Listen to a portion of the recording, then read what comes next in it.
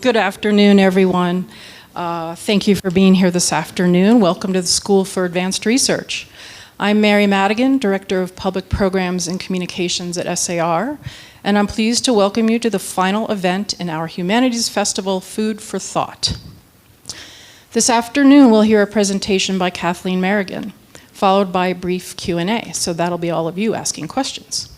Then we'll have a 15-minute intermission so you can get up and stretch and get some water and some sun. And when we return, Kathleen will moderate a panel with Manny Encinias, Elan Silverblatt-Buser, and Roxanne Swentzell. There will also be a Q&A as part of that segment.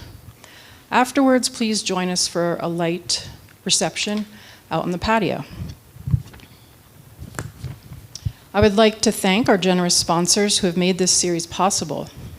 The Patricia G. Foshi Charitable Fund, Adobo Catering, Flora Crichton Lecture Fund, Founders Society members, Thornburg Investment Management, Luke and Betty Vortman Endowment Fund, Dan Marion's UBS Financial Services, REDW Wealth, Santa Fe Dining, Shiprock Santa Fe, and an extra special thank you to Slow Food Santa Fe, who is hosting the resource table outside, for their partnership. And they have prepared a whole list of resources, local resources, podcasts, cookbooks, magazines, restaurants, that is on our website. And if you pick up this card, which is out on the table here and outside, there's a URL and a QR code to take you to that list.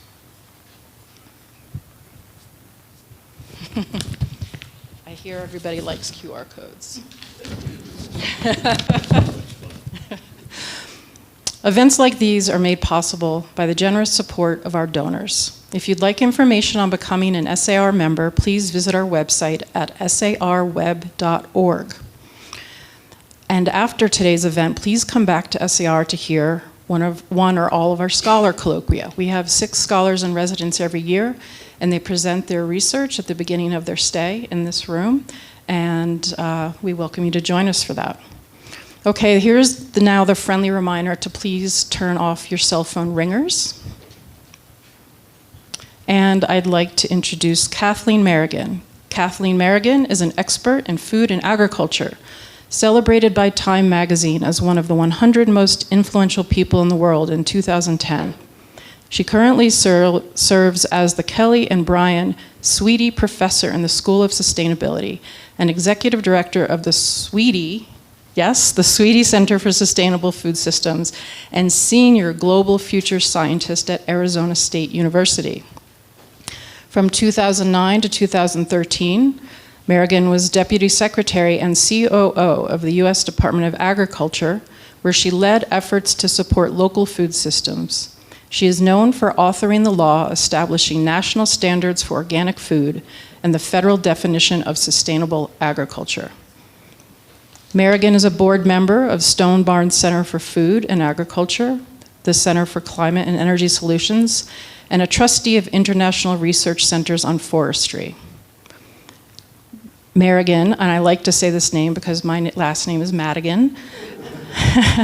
Merrigan holds a PhD in public policy and environmental planning from MIT, an MPA from University of Texas at Austin, and a BA from Williams College. We are so honored to host Kathleen at SAR.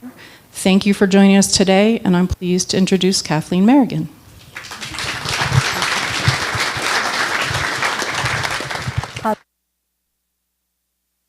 So thank you so much for coming out today, changing venue. I'm competing with a picture-perfect day outside. So that you guys would come and hear me give some thoughts is really a true honor, and to be in such an acclaimed and esteemed, a well-known research venue is really, it's quite an honor. So thank you. No. I want 3 people to tell me what they'd like to hear me talk about today as it relates to local food and food and agriculture policy. Who's the first bidder?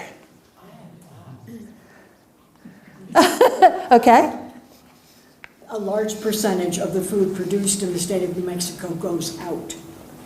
Okay. When is that going to stop? What sort of inroads have made to correct that situation. Originally, the percentage was 97% of the food. I've recently been told it was 90% goes out of state.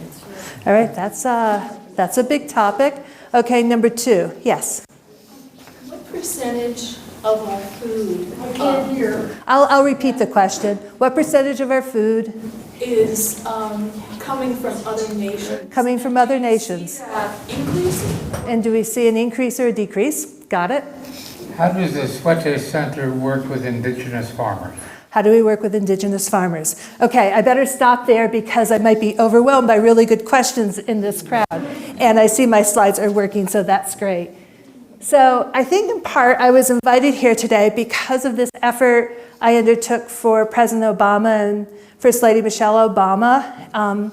And we called it Know Your Farmer, Know Your Food. And it was to promote local and regional agriculture, which I think probably everyone in this room would see value in. But at the time that I did it, it was controversial. At one point, a press release went out from USDA that said $65 million had been spent on this initiative. And you would have thought it was the end of days. I mean, the traditional ag groups are like, $65 million of our money spent on this stuff that's only for the people on the coasts. It's niche agriculture, it's those foodies, all of that. You know, at the time, USDA's budget was $150 billion. Those guys don't know how to share. So what the goals of the Know Your Farmer, Know Your Food initiative, at least from where I stood, was not only to help build local and regional food infrastructure and all that that entails, but also to open USDA's doors wider. I think a lot of times we fail to knock on the door of USDA and perhaps across the federal government because we think no one's going to answer. And we read a lot of scholarship that talks about agency capture. These interest groups have them captured and no one new is ever going to get in. And I actually think a lot of it is because we don't actually ask for the stuff that we want and demand the stuff that we want. And I think we have more agency than we think we do. But I wanted to get the word out about the hundreds of USDA programs that were available to help support local and regional agriculture.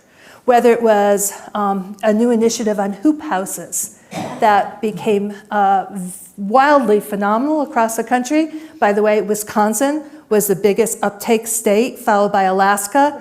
I guess Alaska is kind of coastal, but I think it was really knocking me because I was from Massachusetts and those people in California.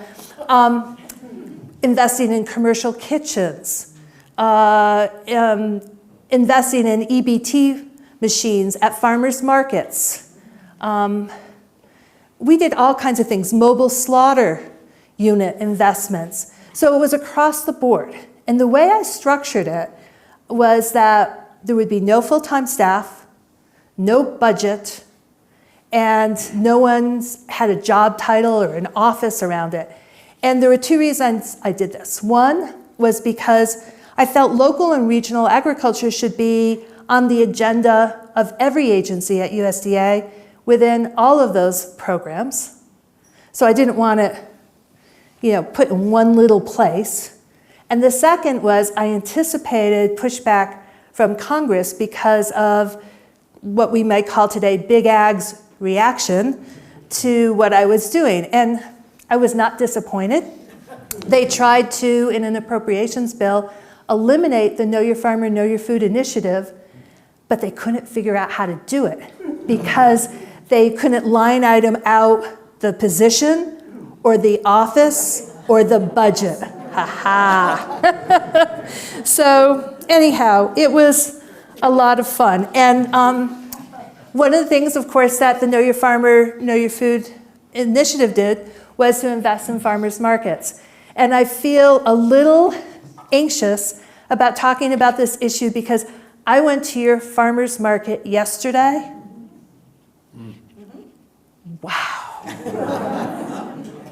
Unbelievable. And I've been to farmers markets all across the country and in many other countries in the world.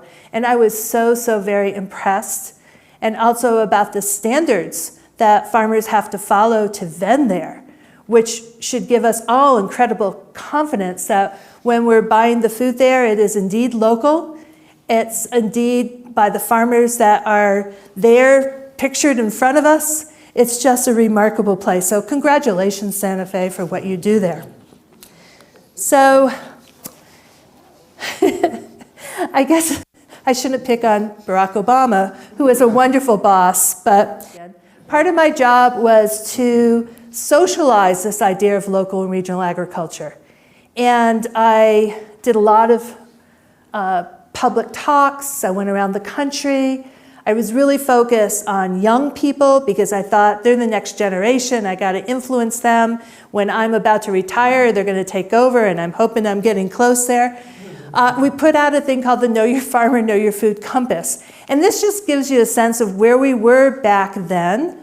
There's still a little disconnect between the powers that be and those of us in the food and ag world. And I really wanted to feature President Obama, who'd been so supportive of this initiative, as had First Lady Michelle Obama, in this publication that we put out. And his team at the White House gave me this photograph. And I'm like, he's in like nicely polished loafers. He's kind of awkwardly petting that calf. Can't you find me something else? Anyhow, I really shouldn't pick on him, but the whole point is, it was a difficult time. I would go into cabinet meetings. I would go into meetings in the Situation Room. As a deputy secretary, there's a deputies council, and we would talk about, major issues of cybersecurity and what country X, Y, and Z was trying to do to us. And remember, there was the oil spill in the Gulf, and we saw it, Cam, and you saw it all. There were all these really, I'm from Massachusetts, we would say wicked important issues of the day, but there wasn't a meeting that I didn't go into and say, we really need to do more about local and regional agriculture. And I saw a real difference in the time I was there. I know at the beginning they were laughing behind my back. Well, some of them forgot to not, turn around. They've actually laughed in my face. But the point is, between 2009, when I became deputy secretary and tried to push these issues, to where we are today, we've come a long way, and that's really good. I'm really excited. So one of the things we invested in is farm to school, and something that I had been involved with my whole career. And I don't think I really need to tell this crowd why it makes a lot of sense. Farm to school is when you're bringing in local produce into the schools. You may have a garden-based curriculum. You may be doing farm tours with the kids, but really trying to have that connectivity between young people, where their food comes from, who grows that food, why it's important. So it's great because farmers have a market for their food. It's great because kids learn. And it's great because that food dollar stays in the community. What could be wrong with farm to school? Well, last week I gave a 90-minute, it's like a threat when a professor gets in front of you, right? I gave a 90-minute lecture to an undergrad class just on this one slide. Don't panic. But farm to school is difficult to do. And, there's a lot of labor issues, both for the school and for the farmer. Things have to be processed. Who's going to do that? You have to have cold storage. The price point might be different. Transportation, contracts. So there's a whole lot of issues. And I don't want to spend my time on this, but to give you a sense of where we were again in 2009 when I started, early on in my tenure, I got asked to speak at the School Nutrition Association to be their keynote. And I was really excited because that's a big organization. Those are all the people who are doing our school lunches, school breakfasts, all that. And they said, what do you want to talk about, Deputy Merrigan? I said, I'd like to talk about farm to school. They said, yeah. You could maybe talk about that one paragraph's worth. I was like, wow. And so as deputy secretary, I had a speechwriter. And the speechwriter would write the draft, and then it would go up all the layers and be approved. Because really, I was not only speaking for myself, I was speaking for the institution, so you can kind of understand that. But by the time it got to me, these speeches said nothing. They were just all platitudes and blah, blah, blah, blah, blah. You know what I'm talking about. And so I, at that point, decided that I would say to everybody that I didn't comfortably speak from a written text, that I would only do it extemporaneously. And that was so I could get out of that control of my voice. It was really hard, though, because I did many speeches a week and sometimes many a day. But I did go to the School Nutrition Association, and I gave my speech, and my entire speech was on farm to school. So I'm a big fan. And where are we today? October is National Farm to School Month. Yay. In 2004, 20 years ago, we had 400 schools that were known to have farm to school. When I was deputy secretary midway, we were up to 2,300. Today, we're at 67,300, 65% of schools in the country. Yeah.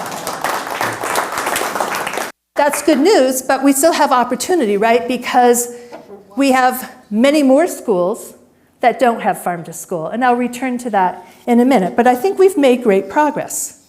But now I get a little depressed. I want to start out by saying we're making progress, but there are also a lot of statistics that we know, you know, that say 1 step forward, 2 steps back, right? So here are just a few highlighted.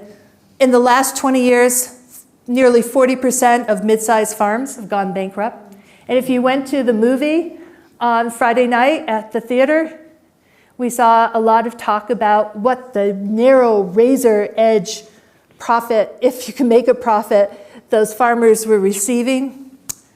Confined animal feeding operations, those industrial scale animal operations now supply over 70% of poultry. Annual pesticide use is up 81%. Then you think more on the personal side of things. 2/3 of calories consumed in this country are what we might consider from ultra-processed foods. And, well, the list could go on. And I don't want to leave us here depressed because I believe change can be made, or else I wouldn't be working in biz. You asked about imported food. So thanks for queuing up my card. We're not doing well trending.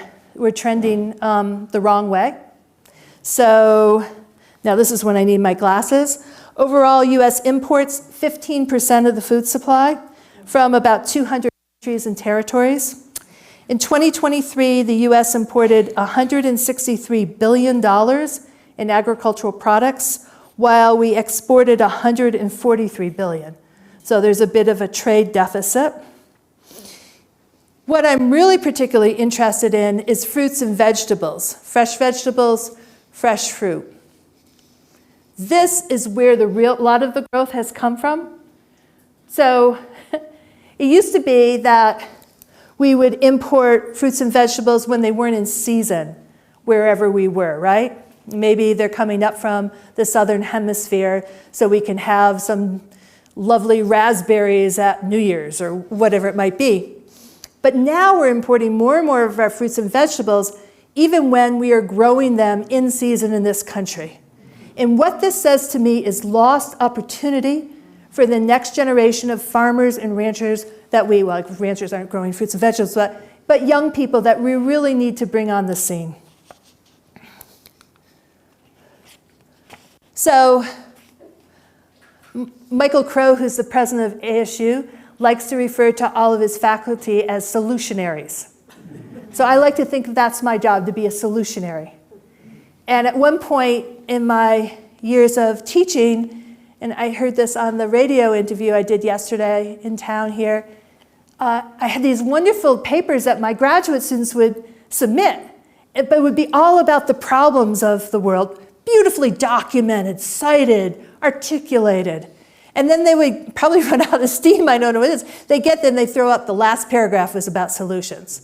And I said, no, that's not the right ratio. And I established this rule that 2/3 of the paper should be about solutions. So I don't want us to get overly stuck on those slides with all those bad statistics. I want us to be aware of them, but I also want to think about what we can do in our own worlds to make change. And I want to go quickly through 10 things.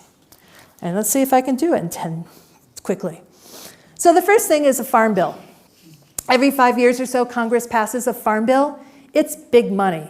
And this next farm bill, which is overdue, might be the first one in history that is a $1 trillion farm bill.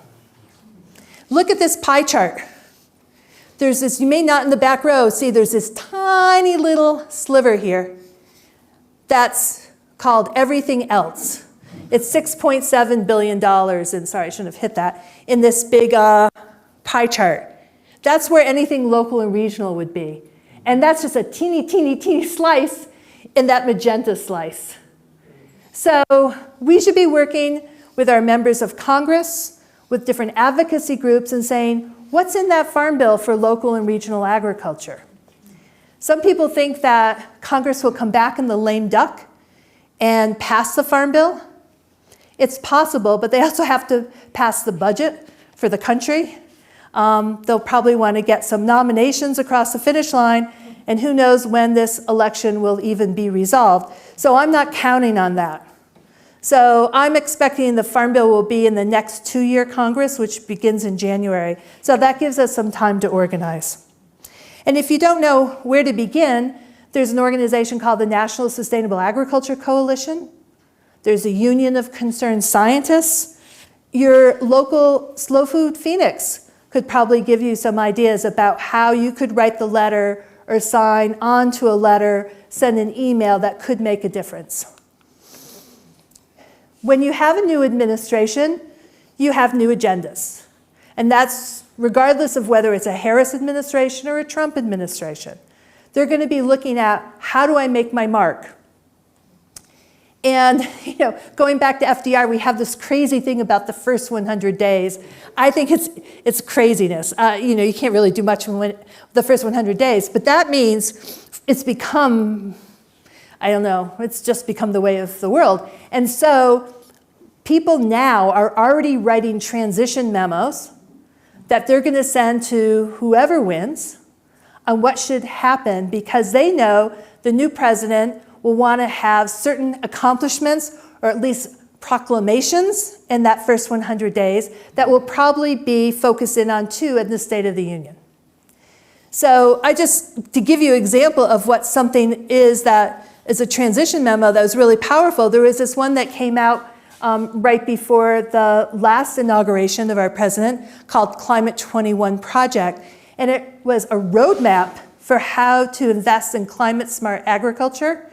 It resulted in about $40 billion of investment across a couple of pieces of legislation. And 2 of the 3 authors who wrote that transition memo ended up with very high-level jobs at USDA. So these memos are important, and also opportunities for you to sign on, because a lot of NGO and other kind of organizations are working tirelessly on them now. True cost accounting, one of my favorite topics. I've devoted a lot of my life to this.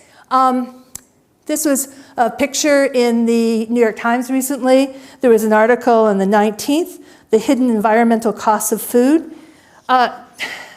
True cost accounting is a new technique where you put a price tag on externalities of food, both positive and negative.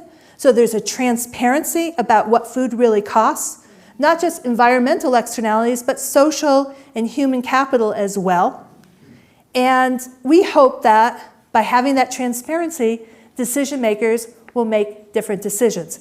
It's not with the goal of making food more expensive, but for holding decision makers accountable. And why do I think this would even happen? Well, one thing, you're hearing everybody talk about the price of food right now. We've got 18 million Americans who are food insecure. That number is going up. So it's on people's minds.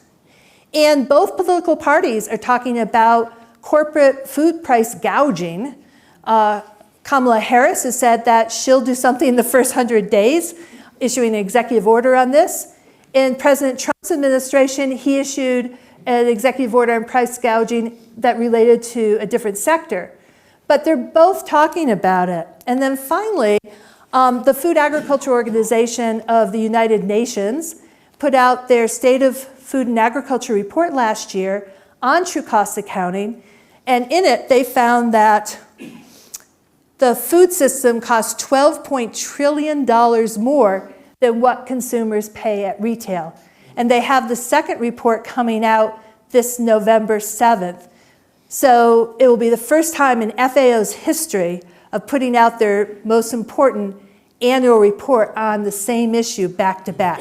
So I think it's coming up in prominence. Processing. Oops, no. I'm out of order here in my cards. Oh my God, how would I even know what to say?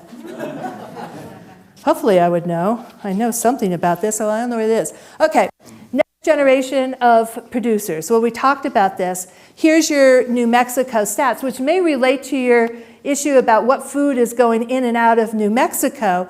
The average age of producers is about 60 across the country on average, and that's true of New Mexico too.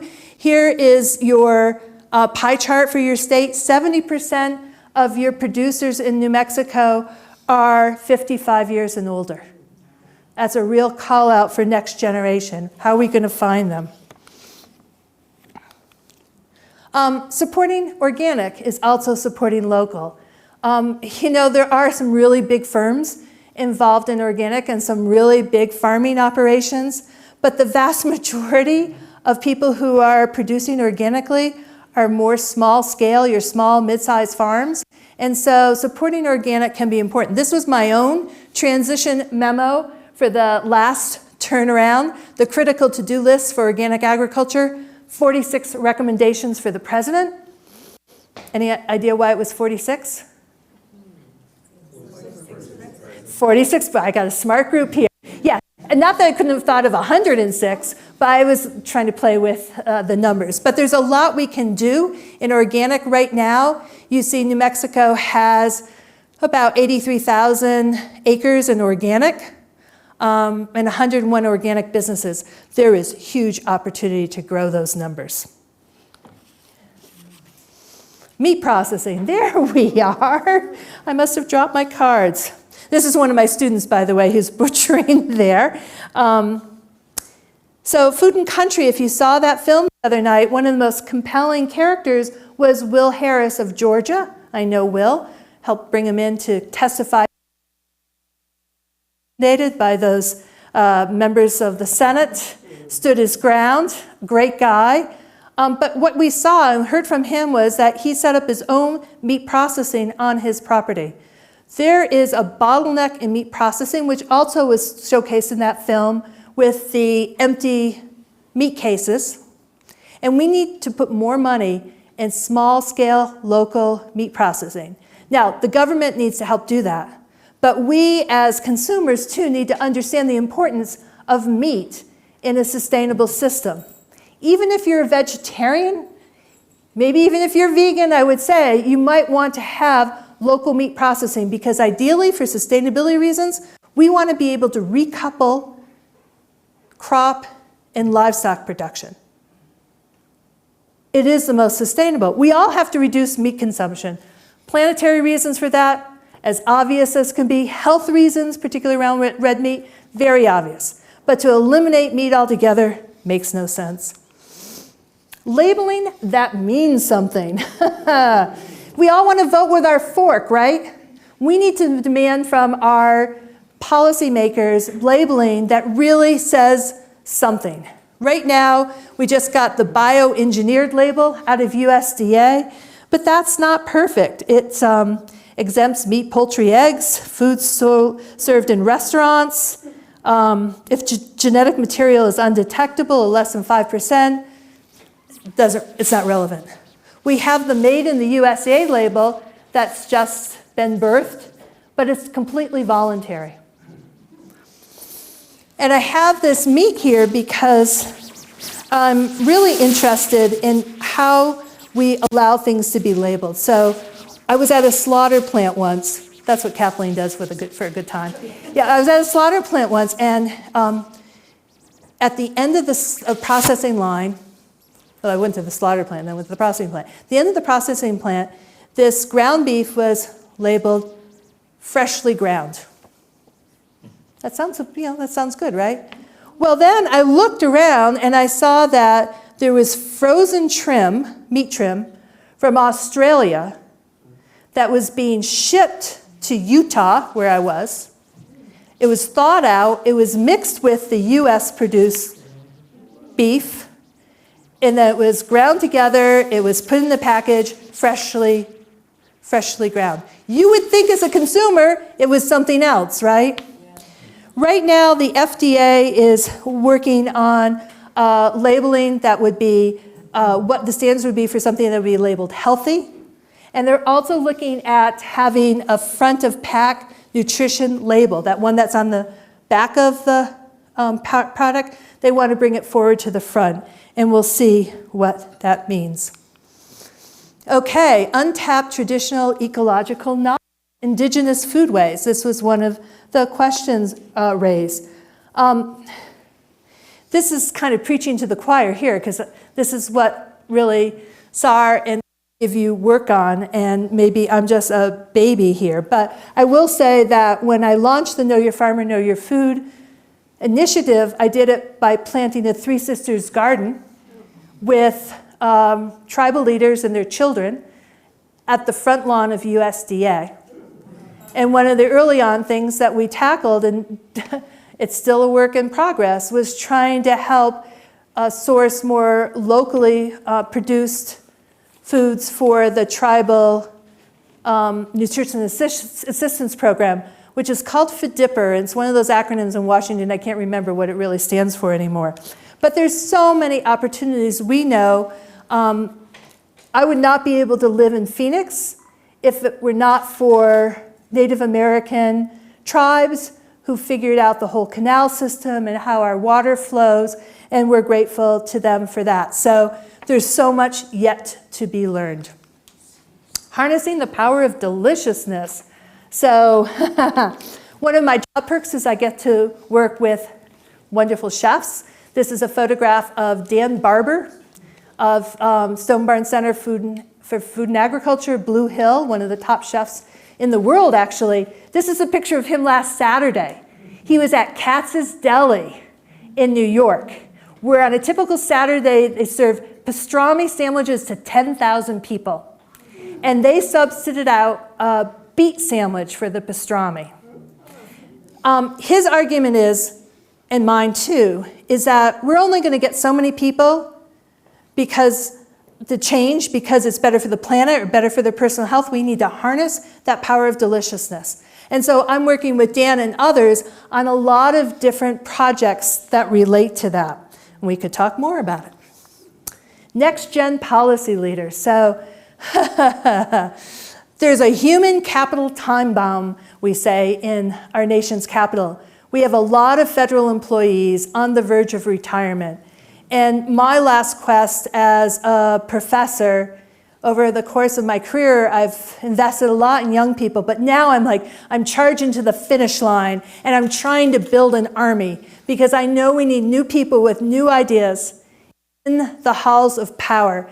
I was lucky enough to get a Next Gen grant, $18.5 million with the University of Guam, University of Alaska Fairbanks, Hawaii Pacific Institute, University, and Food Corps. And we're investing in young people. So if you know people who need a master's degree, tell them to come my way. I'm ready to invest in them. When we look at retirement here in New Mexico, same as Arizona, 7.9% attrition here in the federal workforce. That's on the high side federally right now. So there are federal jobs opening up for young people. Encourage people to go after those jobs. And this is my last slide, I believe. I'm going to close with Farm to School.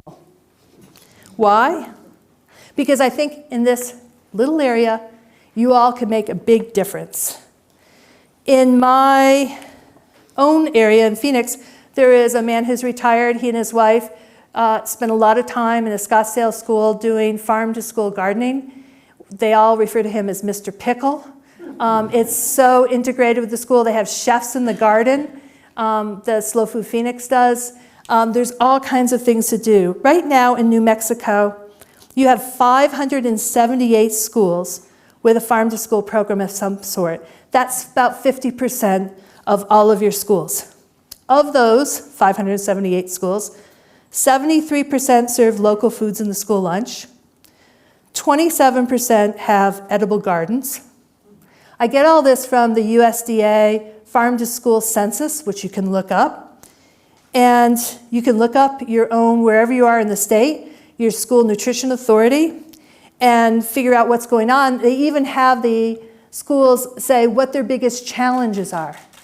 So to me, this is a great opportunity for people to engage locally while thinking globally and nationally, but really make a difference in a young person's life, and who knows where that young person goes. One of the things I've really seen in my trajectory, my career trajectory, is those young people that I've mentored from a garden-based curriculum program I did in the inner city of Boston to the graduate students I mentor now, seeing where they go and seeing them in positions where they can be change makers.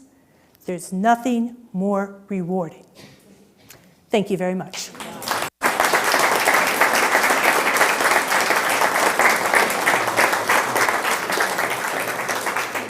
So we have time for a few questions, and Mary has the mic. Hi there, thank you for your talk. One of the arguments that I often hear against small-scale, local, sustainable agriculture is people say, oh, you can't scale that up, you can't feed everybody that way. And I'm curious what your response to that argument is. I think Will Harris gave the best answer to that in Farm and Country that we saw Friday night. And if you haven't seen it, take the opportunity to see it.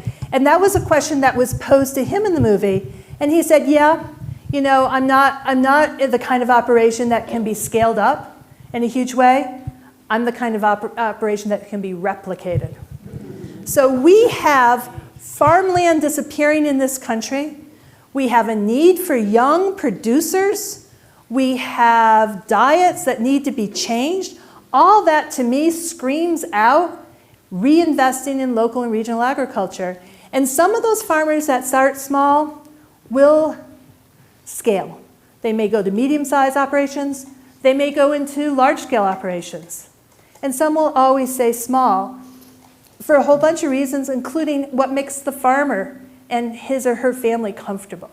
And I'm fine with that. But I don't like this idea that small is not going to be successful. And I also hate when people say, oh, organic or that small-scale stuff, we can't feed the world. We have to increase food production by 70%. Because world population is growing. I'm like, okay, well, we haven't succeeded in feeding the world in my lifetime. And it's not because of yields. It's because of disrespecting women. And a lot of places, they don't have land tenure. They don't have rights. They don't have access to education, resources. It's because of government corruption. I mean, I could go on, but it's not a problem of production. In some ways, that would be the simplest problem to solve. It's much more complex. And I think small is part of this. Wait. Sorry. One of the problems that I hear repeatedly for small farmers is actually access to land and the capital necessary to purchase, rent, and get the land into production. Yeah, and you know what? A lot of the new wave of farmers are going to be young people who didn't grow up on the farm. They're not inheriting the farm, and they're starting from scratch. And so we're looking at very expensive farmland. And the machinery, I mean, we have Manny and Elan on the next panel, who we have a young farmer you're hearing from. I mean, he can speak volumes on that. I mean, we're talking about a combine costing $250,000 or, you know, like just the basic cost of a tractor. It's huge. And we heard in Farm and Country again, when they said, okay, people are all worried about student debt. People need to start worrying about farm debt. And particularly young people who have farm debt and educational debt. You know, it's not a good twofer to have. So USDA can do more about this. They have weighted some of their programs to beginning farmers, which they define as 10 years or less in farming, but there's a lot more. When we look at a different pie chart I could show you, not in my back pocket, but when you look at where government subsidies are going, where resources are really going, they're going primarily to the big guys. Despite all the talk about we care about the little guys, and about, like, the facts are the facts. Yeah. Oh, Mary, sorry.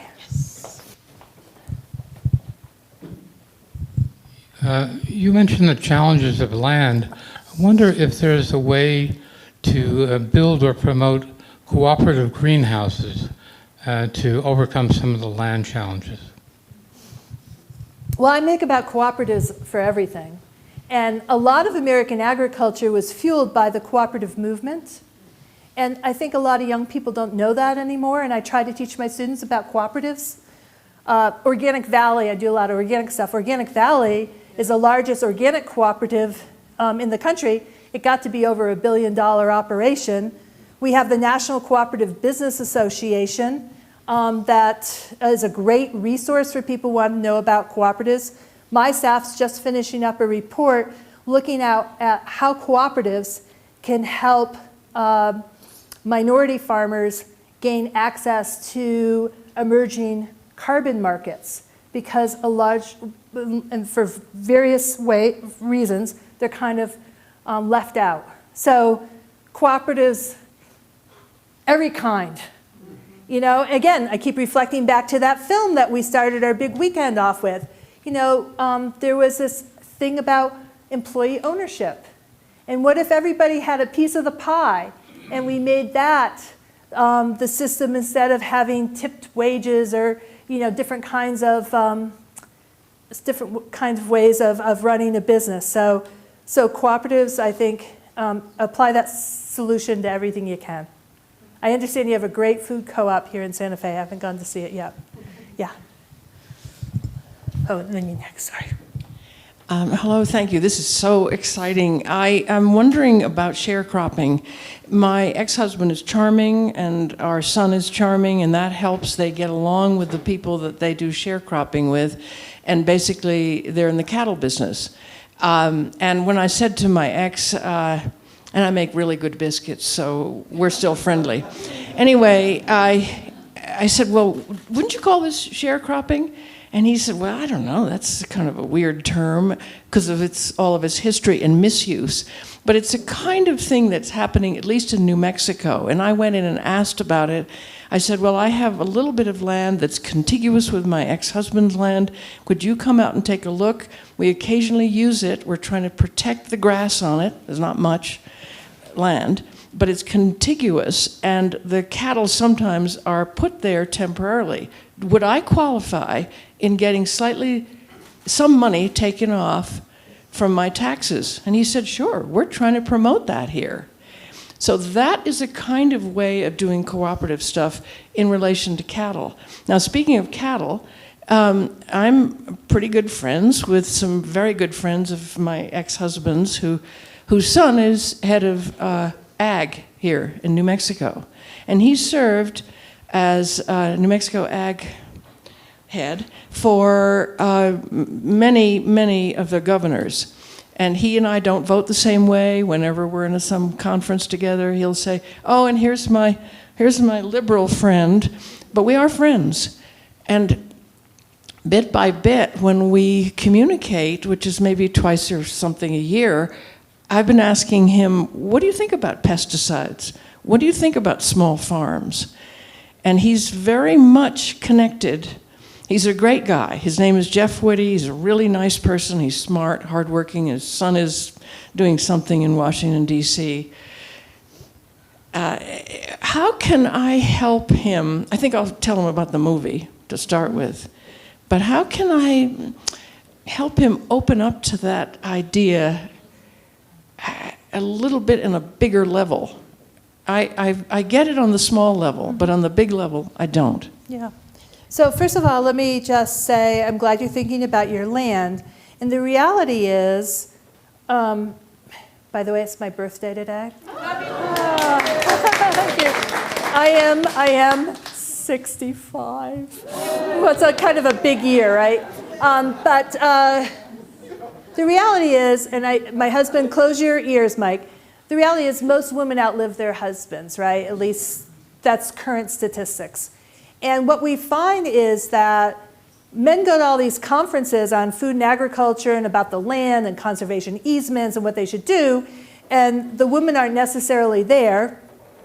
And the husband passes, and who makes a decision about the future of that land? It's the woman.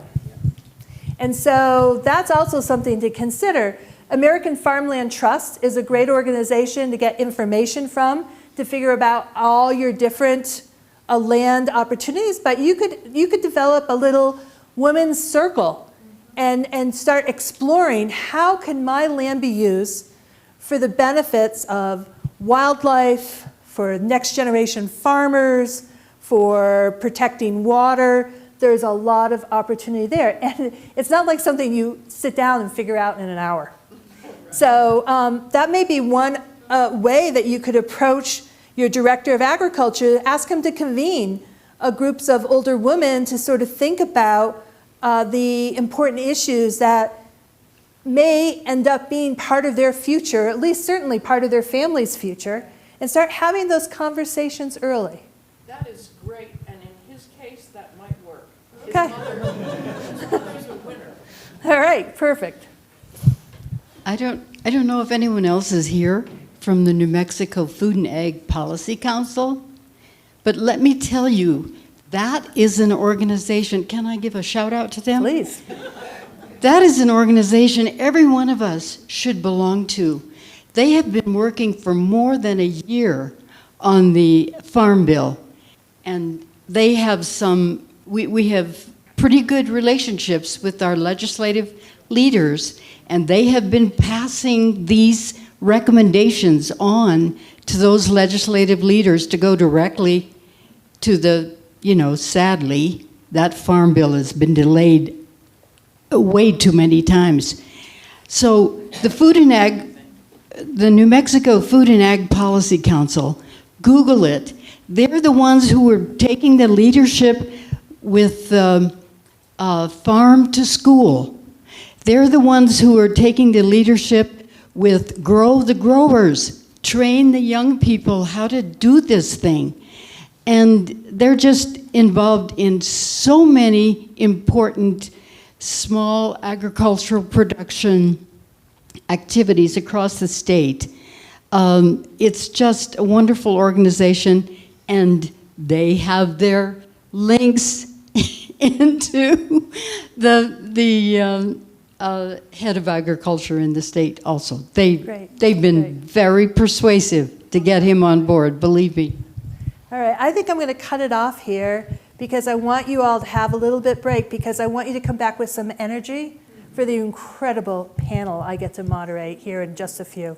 All right, thank you for your attention.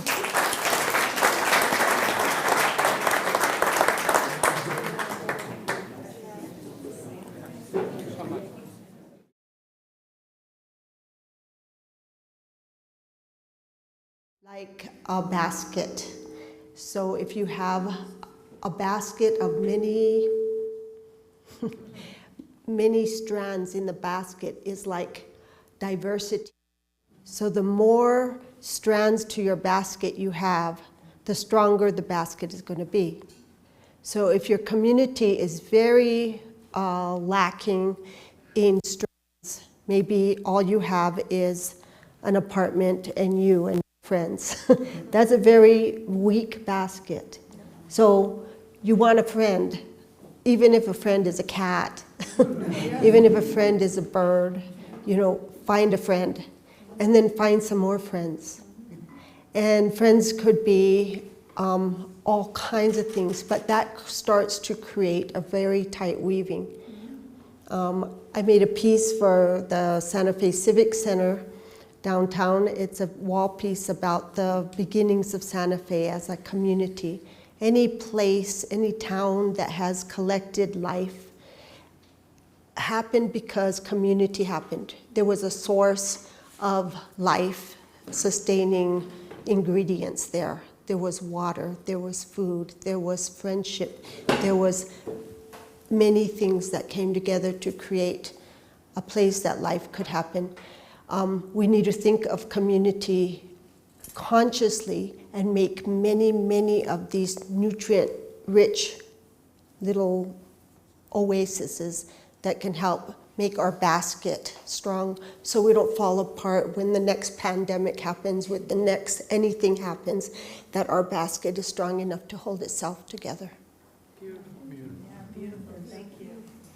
All right, next I'm going to introduce you to Elan Silverblatt-Buser. How'd I do? Say it yourself. Yeah, Elan Silverblatt-Buser. Buser, okay. Close. Two out of three, yeah. All right. He graduated from Swarthmore College in 2012. That's a tough school to get through. Yeah, good for you. Where he studied molecular plant genetics. After a Fulbright-sponsored stint at CIMMYT, which is the International Maize and Wheat Research Improvement Center down in Mexico, he returned home to farm with his brother Aaron. Together, they own and operate Silverleaf Farms, a certified organic vegetable operation. You might note I like that organic part. Most recently, he and his brother launched the Farm Stand, a collaborative retail space, coffee shop, and wine tasting venue housed in a century-old adobe. What a contribution to the local food scene. So, my first question for you, young man. Your website states, I gotta put the glasses on here. Combining traditional back to the lands methods with cutting edge technologies, we strive to create a harmonious balance between nature and technology. Can you provide a couple of examples as to what you mean by this? Yeah, first, really honored to be on the panel with you guys. Thank you so much for having me in this beautiful space. I've never been here before. It's really amazing. It's super intimate, so thank you. I'll just do a little bit about what we do and then answer the question. My brother and I run Silverleaf Farms. We grow on about 15 acres in Corrales. We grow a mixed diversity of vegetable crops, all certified organic, and we also have hydroponic greenhouses where we grow mixed greens throughout the year, and those are not certified through USDA. Happy to talk about that at some point too. Yeah, we think about kind of when we started, we as in my brother and myself, did not come from a family of farmers. For those of you who know how to drive a tractor, well, I didn't know. I thought there were miles per hour and an odometer. No, you measure them in hours. Anyway, all those things I had no idea about. My degrees in plant molecular genetics, they don't teach how to farm at liberal arts institutions.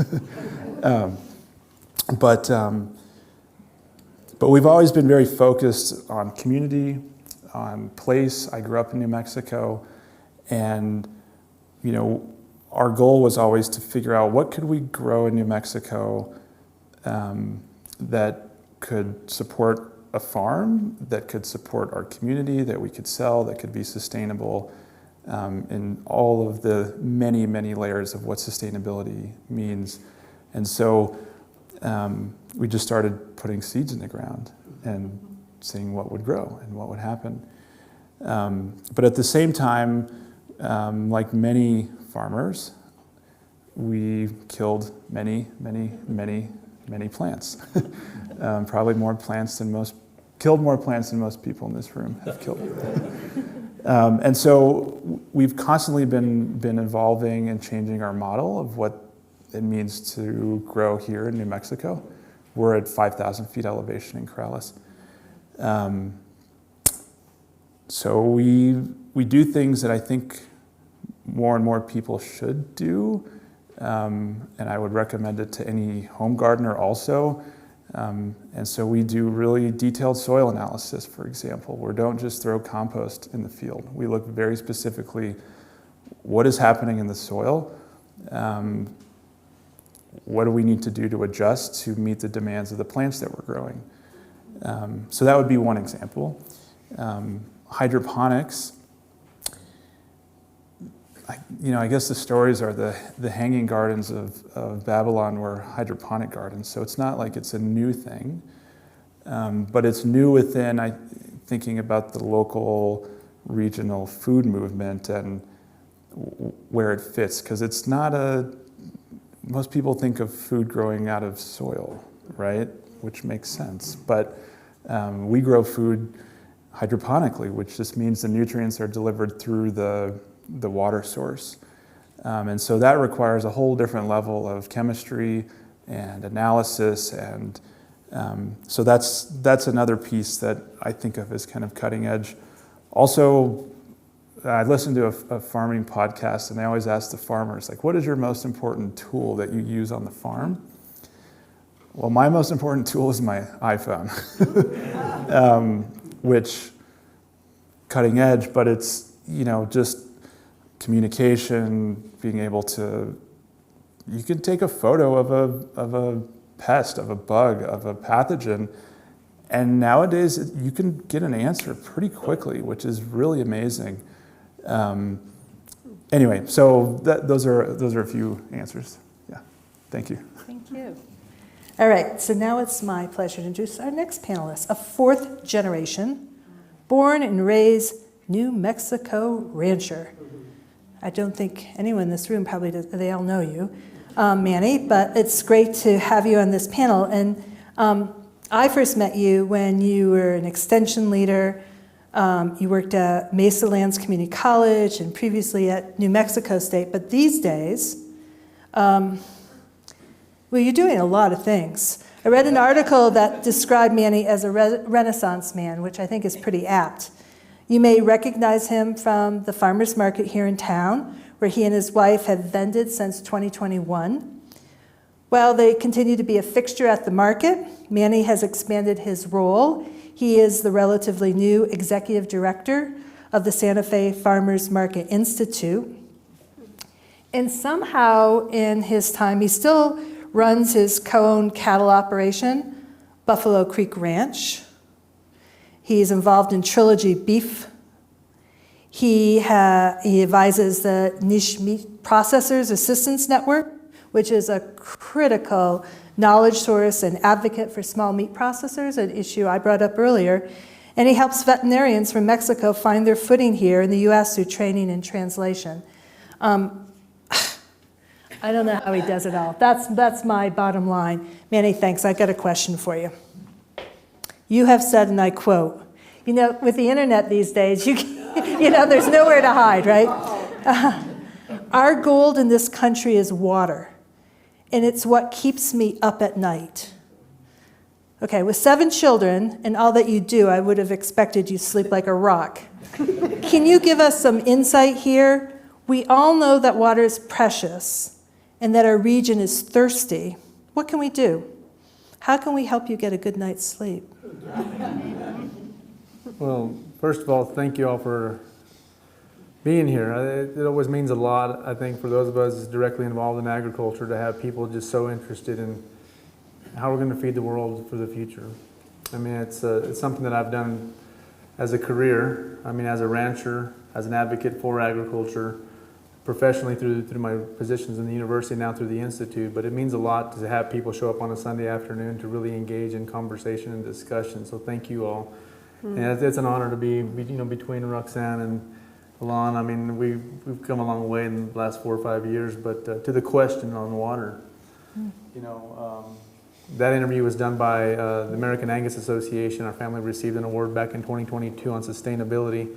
They gave one to all of their global partners, and we were the one in New Mexico to receive it. And they caught that quote, and it's something that, again, it's something that we face in the desert. My family come into the Galisteo Basin. I'm not sure how many of you all know where the Galisteo Basin is. They came into the Galisteo Basin as sheep herders in the 1700s.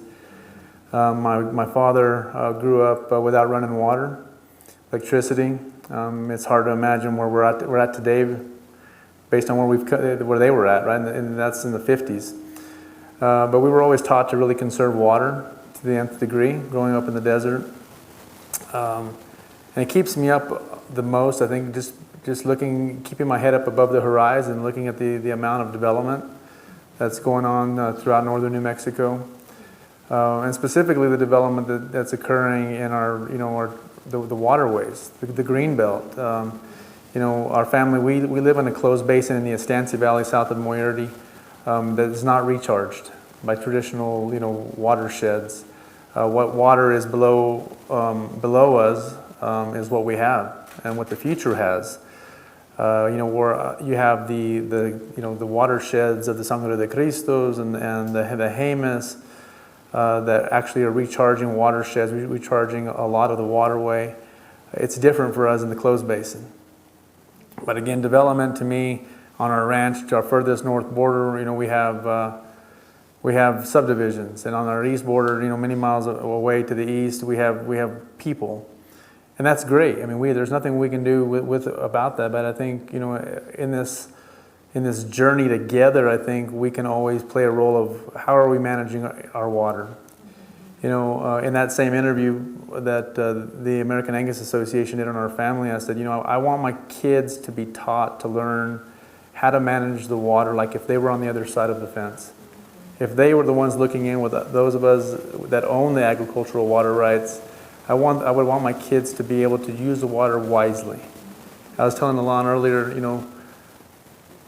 my farmland is not, the Buffalo Creek Ranch, the soil there is not as good as we'd like it to be on our farmland. And so as a result, I don't use my water like a lot of other farmers because I don't think it's a good use of my water. So I use it as I have to use it, not to maximize production.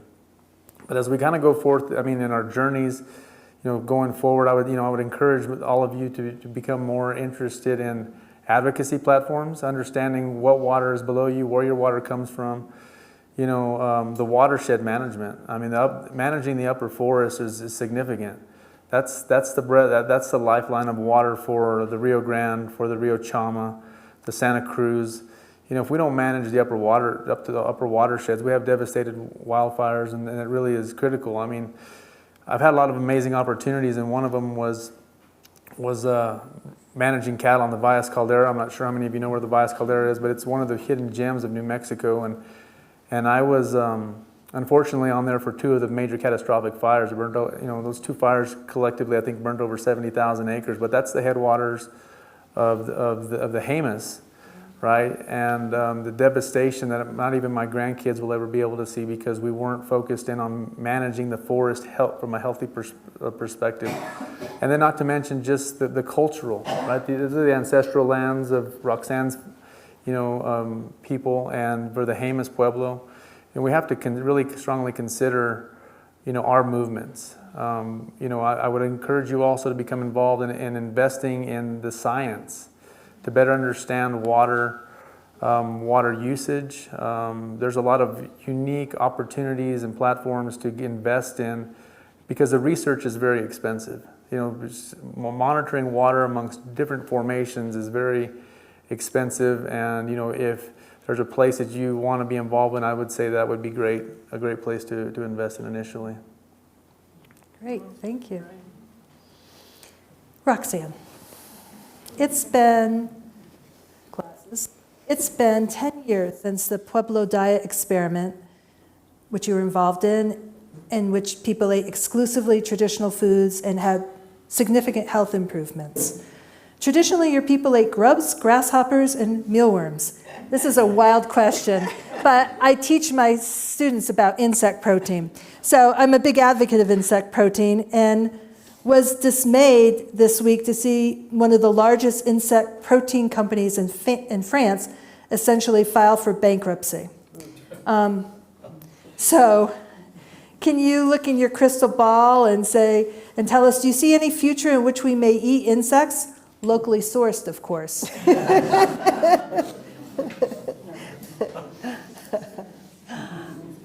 Yes, we did eat grubs and grasshoppers and such. Still do.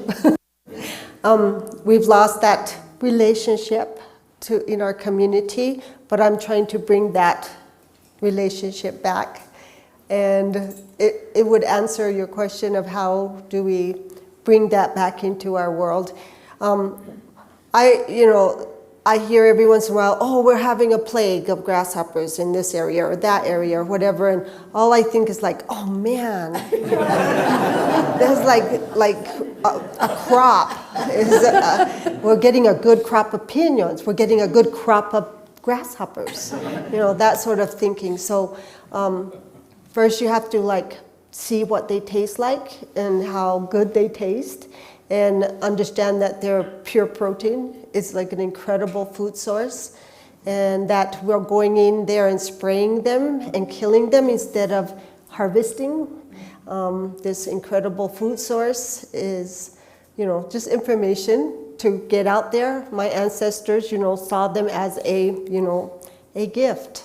It's like, oh wow, we get to eat grasshoppers this year. And if you are squirmish about eating grasshopper legs and wings, you can actually grind them into flour. And I like showing people how to turn it into flour, and then you can add that to your tortillas or whatever you want. It has a real nutty taste, and that's, again, food source. So yes, I encourage people to learn how to eat insects again, because they are a food source. And if things get difficult and we don't have our grocery stores, we always have, some piñon trees and some grasshoppers and other things that are local here that we could certainly eat. And it's very possible. And again, we don't need to wait for, a big corporation to come and do it for us. We can go outside in our own yards and pick them up. It's that simple. Roxanne, you're a great sport for answering that question. Can you give the crowd here just a little snippet about what that experiment was and how it improved people's health? Okay. It was like 2014, maybe? I don't know when. Yeah, I think you're right on the date. About 10 years ago, I spearheaded a project within our village, and also we had some people at Tesuque Pueblo and Coche de Pueblo join in, and actually a Navajo woman joined in too. But we wanted to see what eating our traditional foods, meaning pre-contact, pre-European contact foods of our ancestors, would do to our health, because Native Americans have the worst health conditions of any other people in the country. And there's many reasons for that, but one big reason is our diet, and we're not eating very well. So I wanted to encourage my people to maybe go back to our origins in food. And so we did an amazing test. We went to doctors and got tested and prodded and weighed and went home crying about our conditions. But we had a line, and we all agreed. We had 14 volunteers from ages 6 to 60 and tried to eat for 3 months. We decided, let's see if we could do 3 months.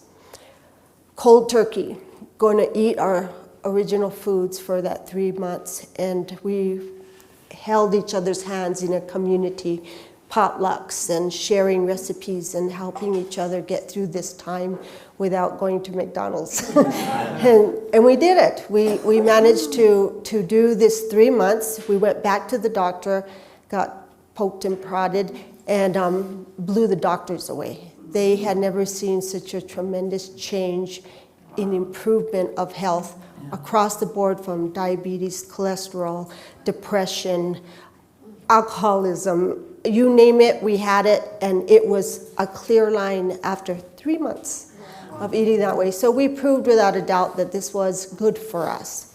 And as a seed saver, I understood it as we are like human seeds, and each of these crops that I save seeds, and these particular seeds of these particular crops have evolved to adjust to location. So, like cabbage, for instance, was evolved in a very wet, cold area.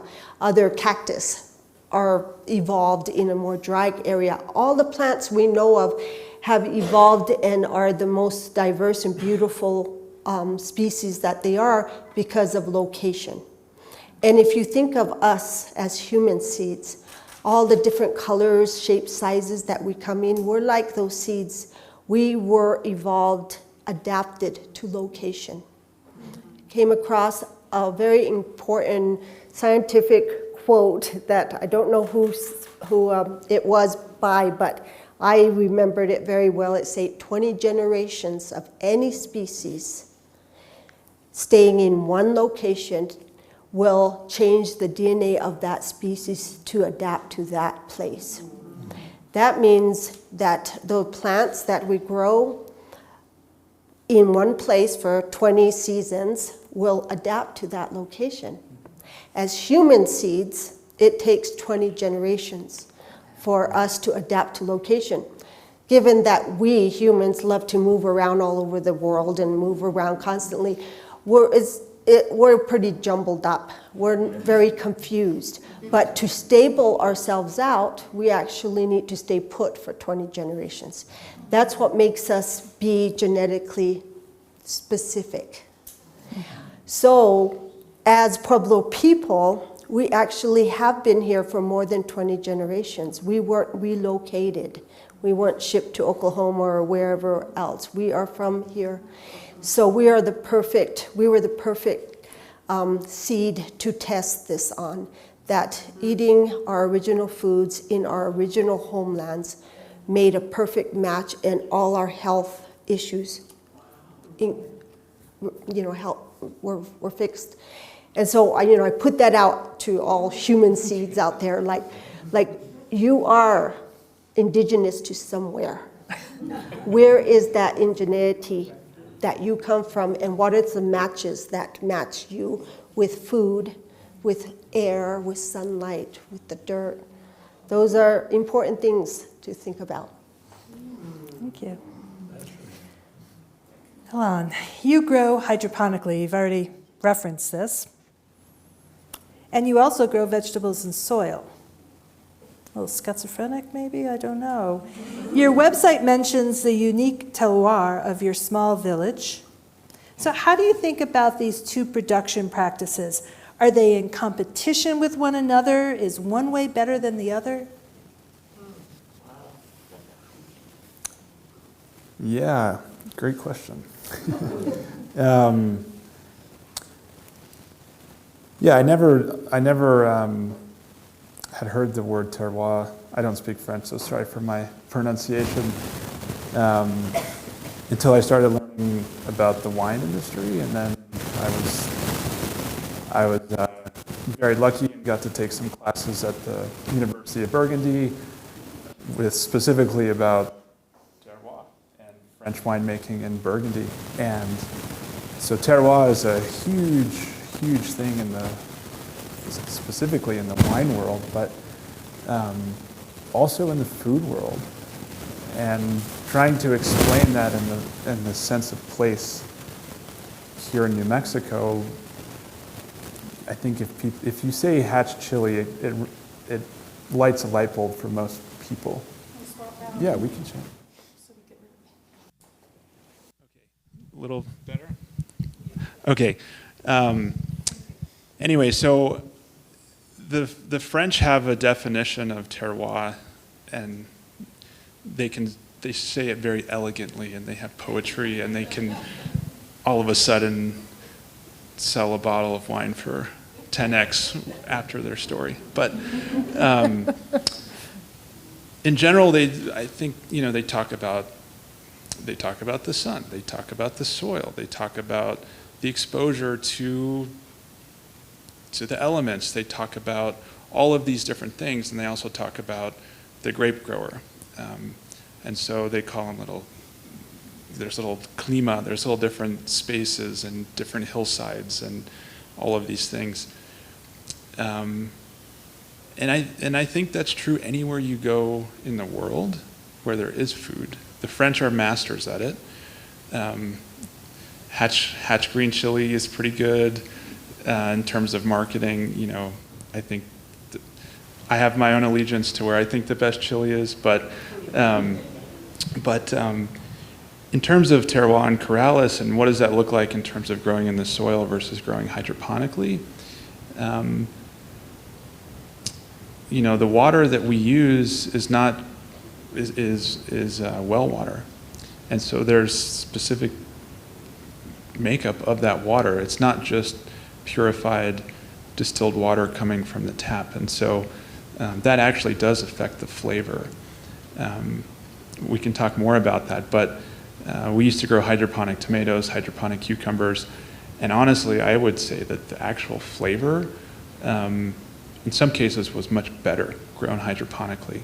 So that's one component, is where the nutrients are coming, the soil, but you know, the diurnal shifts that we have here in New Mexico, right? The daytime high temperature and the nighttime low temperature. It's a massive swing here in the high desert, and that gives us the flavors that we have that are unique to this place, right?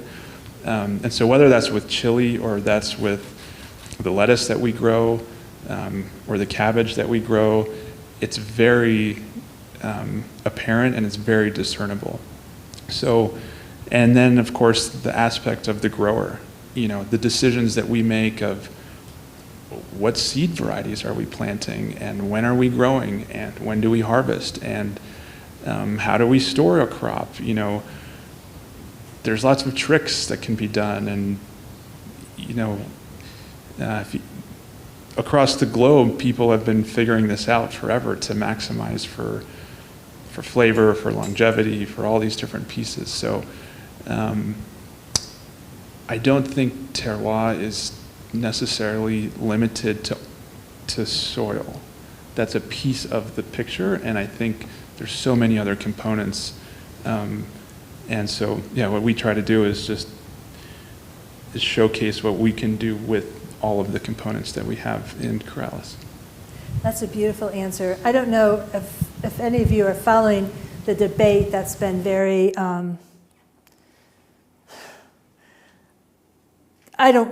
can't even find the words, inorganic around hydroponics, but some people say if it's soilless agriculture, it's soulless agriculture, which I think is a bit extreme.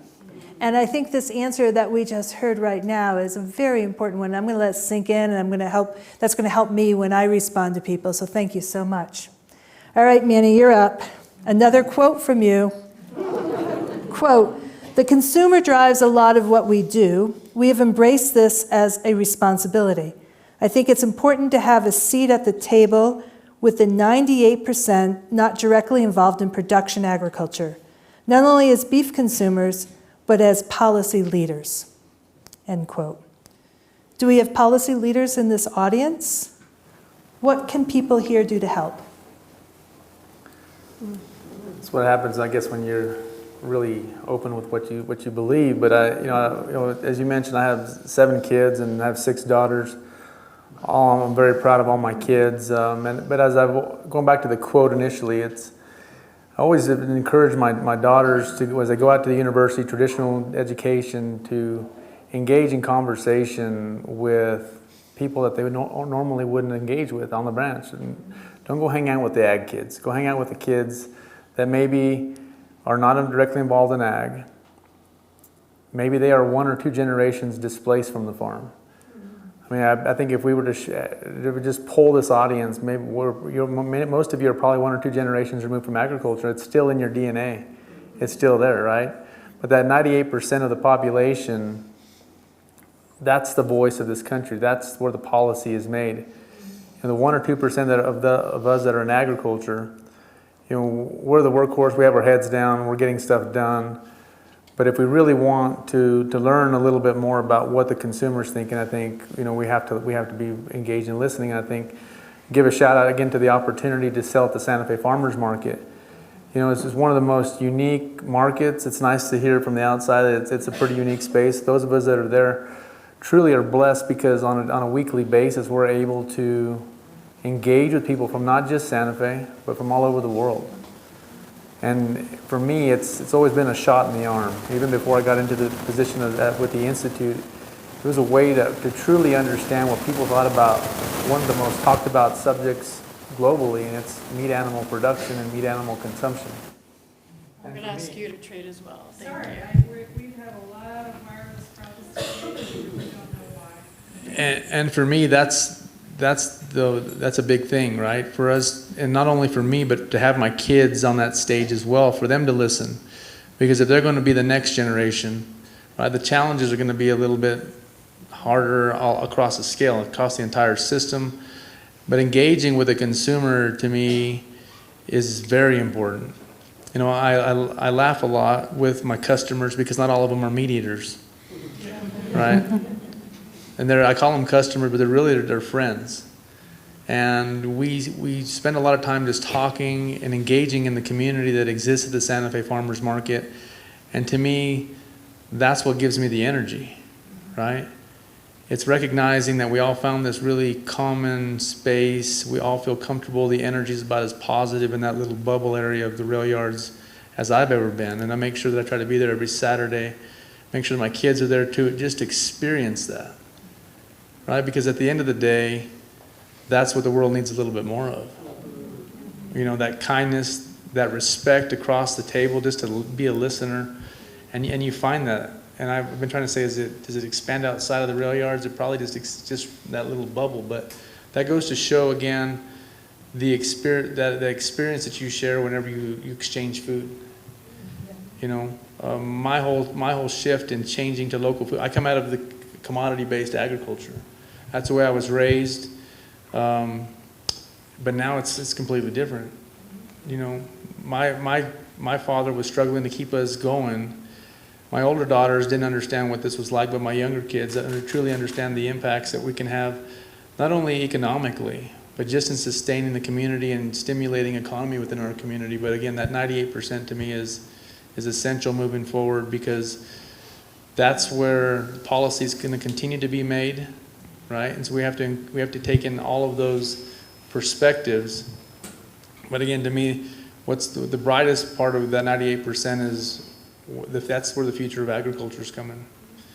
And through the Institute, we're able to encourage, we have, Northern New Mexico has the highest percentage of next generation farmers of all the parts of New Mexico, right? And so all these topics of land access to capital to run these small operations is very important to what we do at the Institute. And it's great for me to be able to be in a role to be able to kind of help shape the next generation of agriculture by listening to the 98%. So it is the month of Halloween. If you have children or grandchildren and they're in that crazed part about what am I going to be for Halloween, you know that this is the month. This is my last question. I'm going to ask each panelist to answer this same question. And here it is. You guys can decide the order on your own. This moderator's tired. No, I'm not kidding. My question is, if you could wave a magic wand to ensure a more just, resilient, and sustained food system here in New Mexico, what would your first spell cast be? The sky's the limit. Indulge us with your creative and limitless ideas. Big question. Still got my mic on, and this is kind of going back to, again, why we are where we are as a family today. My first cast or spell with that wand would be to build a moat around communities, to allow them to exist like they lived on an island. I was blessed in 2017 through the consulting company that I own to go to the island of Molokai. I'm sure how many of you have ever been to Molokai? It's truly a very spiritual place. I didn't ever understand at the time. At the time, I didn't understand why I was going to Molokai, except that there was this place that needed some help, and we were there to help them. But in that extended stay on that island, I learned a lot more about myself as an agriculturalist. when you have 21 days of fresh water, when you have to depend on your neighbor to truly feed each other, and the role that we play. And so that's why I believe that if we could, on the mainland, basically live like we lived on an island, I think we can get along a lot better. We would be able to, we'd be using our resources more wisely. We wouldn't waste as much. It was a great experience for my kids, and it really changed us. And the elders always told me, you know, because I'd get into conversations with the uncles, and I said, I don't know why I'm here. They said, don't question why you're here. What you learn on this island, you're supposed to take back in the rest of your journey. And I truly believe that one experience has put me where I am today to utilize that knowledge, and so that would be my first spell. That's wonderful. Yeah. Yeah. Okay, who's my next sorcerer? Okay. Wow. Okay. Yeah, my answer is not going to be quite as. Yeah, that's amazing. Thanks, Manny. This is a pass-fail class. Yeah. Okay. Good. Yeah. So people have asked me that question before, like, what would be the game changer on the farm? I mean, it's so difficult. I mean, it's just, I won't even, yeah, I told you, we killed lots of plants, but that's like the tip of the iceberg, right? And I think my answer would echo probably a lot of what was said in the movie on Friday. And a lot of it just has to do with economics today. But, so then the question is, well, how do you do that? So, okay, so you have the wand. So I think it's a multifaceted. I would say, okay, give me 3 wishes if I can have one. So, and I think you actually touched on a lot of them in your presentation. I think creating a new way to value food and nutrition in a more holistic sense, right? And so whether that's a different accounting method, I don't know how to, I haven't taken your class yet, so I don't know how to do that yet.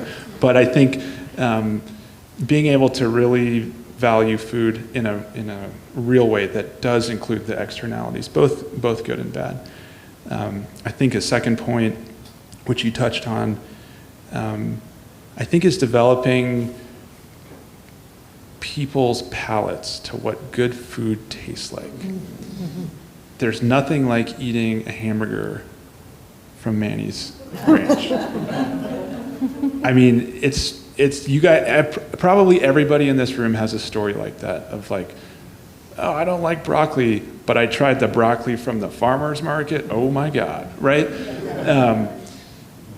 And yeah, I've done interesting community gardens in different places, and you know, feeding kids the food that they grew and they've never had broccoli, and they're like, give me more. So I think developing a palate in our food, however that happens, teaching people and giving them access to, because your body wants that. Your body craves that. Your body also craves sugar, but it does crave grasshoppers, yeah.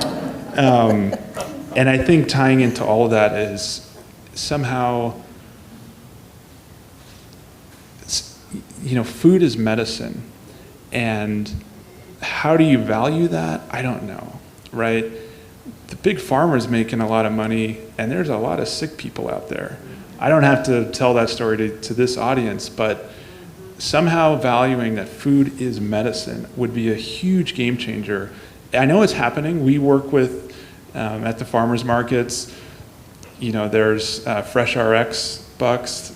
That's an amazing program, but that's a tiny, tiny little piece of the puzzle. But put into the 2018 Farm Bill, but we could expand that in the next Farm Bill, big time.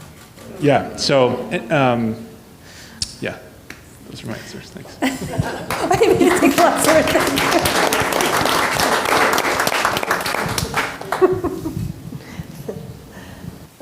magic wand. I was thinking in terms of Manny's idea of isolating, but I was thinking more of like, well, how do you isolate when you're not, you don't have a moat around you? I think that I would encourage, if I could like get everybody to grow something. like magic wand, somebody grows something. Everybody grows something.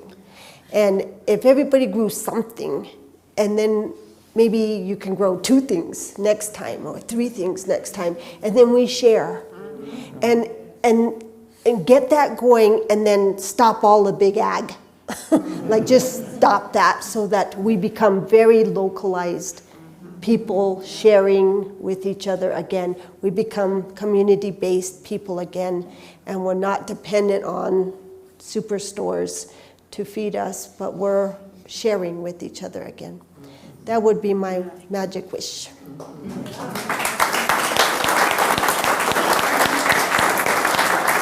Beautiful.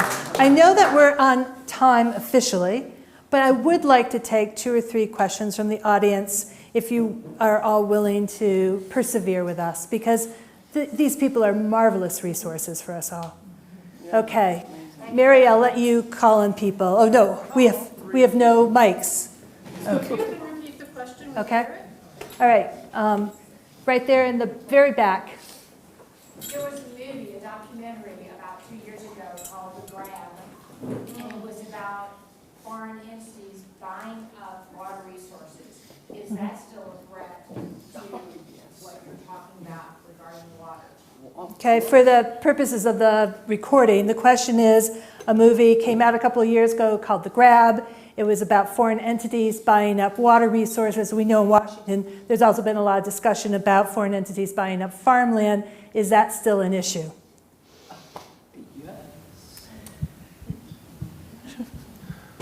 I'm gonna have to say yes. I mean, we see it a lot in our valley. We see it hidden, but we know who's behind the purchase of the land. We have a lot of friends throughout the United States say the same thing. So yeah, it's definitely going on. The farmland it's very evident. Again, what's scarier is the amount of water that's being purchased, our fresh water. And I think we have to be very vigilant. We have to better understand the policy. It's just kind of like the importation of food. That's where I think you all as individuals within your collective circles can be very impactful on trying to help reshape the policy. Because it's happening for whatever reason, but it all boils back down to just the details and being persistent. Right? I think, and don't assume that someone else is doing the advocacy and the policy work for you. I think we can see it at the Roundhouse here in Santa Fe, but we can also see that at Washington too, just assuming that someone else is doing the work. And I think the biggest challenge we have as small ag is that we're small. So we don't have the opportunity to leverage big budgets for basically lobbying, for advocating, but collectively, I mean, I'm so excited to have my partners here, Paula Maribal with United Way and the Reunity Resources Bunch. We have collectively, even in this community, we can become strong advocates and build solid platforms for what we do collectively to strengthen economy and to make sure that policy minimizes, again, the taking of lands and water from the ancestral ways, the ancestral communities, and even for the traditional and more common uses of our water. Great question. Okay. Far back again. Roxanne, I was really interested as a nutritionist who's trying to get kids to eat vegetables. What, after those 3 months of going back to a traditional diet, was it really hard it sounded like it was hard to do that. Is that what's getting in the way, and were they able to continue to do that? So I'll repeat the question for the video again. So the question is about the Pueblo diet experiment. And the reality is that a lot of kids are not eating those fruits and vegetables or those foods that we think are healthy for them. What happened post-experiment? What are the challenges there? A question to Roxanne. Post-experiment, some of us continued to eat that way or mixed it with what we already were eating, but we learned a whole lot. And then the efforts since then have been trying to educate and grow out this food, because we couldn't just go to the grocery store and buy it. So we had to produce it in order to get it to the community. Hosting cooking classes, hosting, you know, what do you do once you grow corn? It's like, now I got a pile of corn, now what? You know, things like that. Like, what do you do with this produce? How do you process it? And of course, you know, I love that you brought up the grasshopper thing, because that's a really fun thing to do with kids, is make them go grasshopper hunting. And they love that, you know. And then when they taste one, you know, when they cook it up so that it tastes good, the palate changes. And next time they see a grasshopper, they may go, mmm. So, you know, it's step by step, just trying to get this back, this different way of thinking back into the community. Right. Our last question needs to be for our next-gen farmer. Who has one? Yes, please. I don't know if I fully formulated my question, but I'm wondering about the intersection between indigenous foodways and techniques and practices and approaches and like sustainable agriculture practices and the potential for that. And I think it's a question for all three of you, maybe. Except I'm just going to have him answer it, because I know people want to go to the reception. Okay. Maybe I'm only speaking for myself, I don't know. Okay, so the question, to repeat it there, is what is really the interconnection between indigenous foodways, sustainable agriculture? Is it a Venn diagram? Is it the same thing? How should we be thinking about this? That's an easy question. Good thing this is pass-fail. Okay. It's definitely a multifaceted Venn diagram. You know, I can speak to the practices that we use. So in the hydroponic systems, we grow lettuce. One head of lettuce we grow every day of the year uses somewhere around 1 to 2 gallons of water per head of lettuce. If we were to grow that same head of lettuce in the field, depending on the way that we're irrigating, so it could be drip irrigation or flood irrigation, and then there's ways to account for water use. But in general, depending on the irrigation technique in the field, it could use, one head of lettuce could use between 60 and 100 gallons of water. So, yeah, that's a quick answer to your question of, it's all of these questions, all of these stories, all of this stuff is so complex. And I think of growing, I think of the ag systems, I think of when you were talking in your presentation, the question isn't production, the question is distribution in terms of how do we feed the world, right? These are complex adaptive systems, and there's ways that all these things overlap and can influence and really shape each little aspect and facet of the entire system. And I'll just say, you can ask her about it in our reception, but Roxanne also has some hydroponic production in her permaculture operation, so ask her about it. So this is an extraordinary panel. We thank you for your attention. Let's give them a round of applause.